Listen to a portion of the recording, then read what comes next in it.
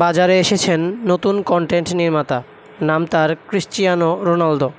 কিংবদন্তি এই ফুটবলার যে নতুন ভবনে পা রেখেছেন তা জানা গেছে আগেই। 21শে আগস্ট খবরে বলা হয় সামাজিক যোগাযোগ মাধ্যম ফেসবুক, এক্স, ইনস্টাগ্রাম ও নিজস্ব ওয়েবসাইটের পর অনলাইন ভিডিও শেয়ারিং প্ল্যাটফর্ম ইউটিউবেও চ্যানেল খুলেছেন রোনালদো।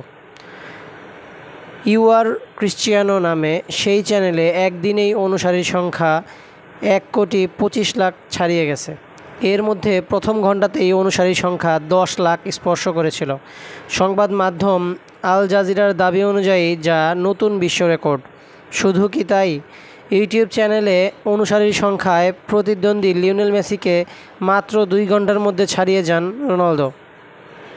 ফেসবুক ও ইনস্টাগ্রামে অনুসারীর সংখ্যায় এরই মধ্যে সবাইকে ছাড়িয়ে গেছেন রোনালদো, 80 কোটিরও বেশি।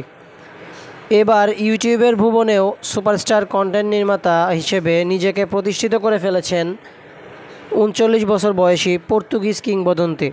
যুক্তরাষ্ট্রের খেলাধুলা ভিত্তিক সাময়িকী স্পোর্টস ইলাস্ট্রেটেড বিভিন্ন সংবাদ মাধ্যমের বরাত দিয়ে জানিয়েছে, 1 সপ্তাহের ভেতর রোনালদোর ইউটিউব চ্যানেলে সাবস্ক্রাইবের সংখ্যা 5 কোটি ছাড়িয়ে গেছে, যা এই প্ল্যাটফর্মে রেকর্ড।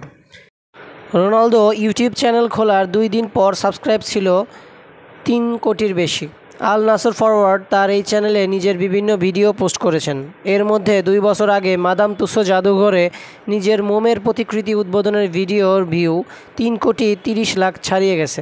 খুব দ্রুত প্রচুর সাবস্ক্রিপশন পেয়ে যাওয়ায় ইউটিউব থেকে ক্রিয়েটর অ্যাওয়ার্ড গোল্ডেন বাটনও পেয়েছেন রোনালদো।